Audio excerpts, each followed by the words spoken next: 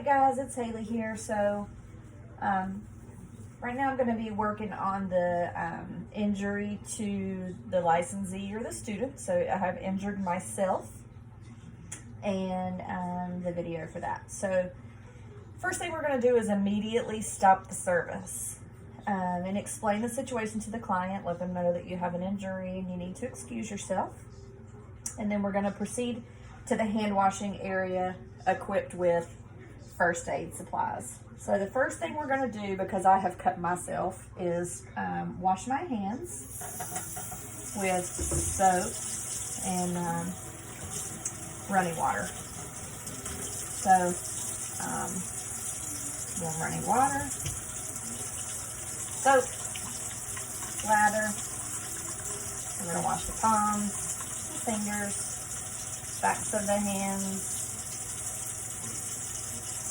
in between the fingers, tips of the fingers, down the thumbs, and wrists.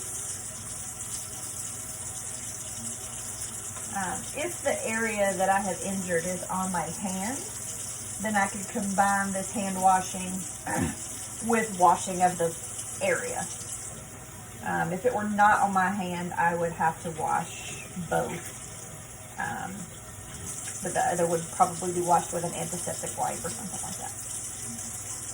So I have cleaned my hands, rinsed them, dried them with a paper towel, and turned off the water. And then otherwise I would have to wash the punctured area with soap and running water and clean with a dry disposable towel. So we're going to place the disposable towel in the waste container, which we did. If the cut is still bleeding, we're going to apply pressure over the wound with a disposable towel. So I would have done that with my towel. Once I take that off, it has to immediately be placed in a waste container. So then I would have my first aid kit. So I have an alcohol prep pad that I would use. So tear that open, clean the area, and then, I didn't put that back in there, sorry. And then apply a Band-Aid.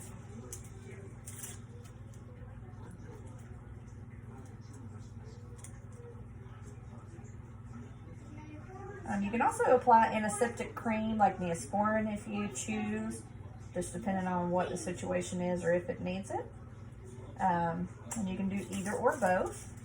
And then you're going to dispose of all your single-use items into an appropriate waste container.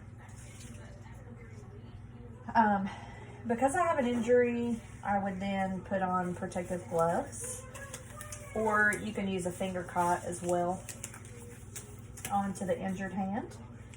I would remove any implements from my workstation where I was working with my client and bring them back, go through the, get them in and get them cleaned and sanitizing where they can be sitting for 10 minutes and use new implements with the client. And then I would also clean and disinfect my station. So I'm gonna put on another glove. So this is for cleaning with the barbicide wipes, I'm sorry.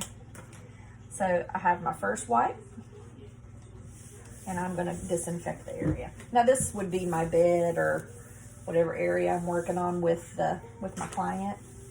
So we're just using our imagination here that this is my bed.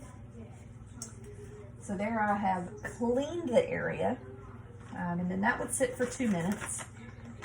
And then I would sanitize the area also with a barbicide wipe. Again, and let that sit for 2 minutes before I resumed the service. So those gloves would be removed and placed in a waste container.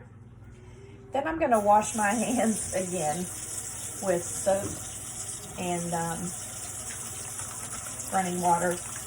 And I'm going to try to keep my bandage dry.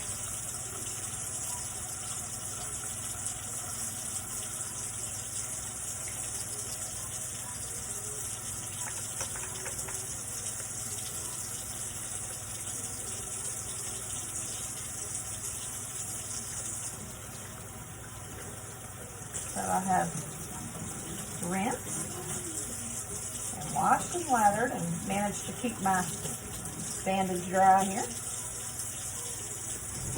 We're going to dry the hands.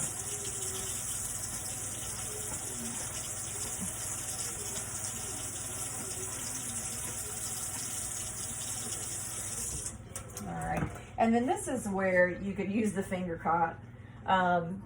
Just to cover your injured finger, or you can wear gloves. So you would use your disposable gloves if you didn't have a finger cot, put your gloves on, and return to the service.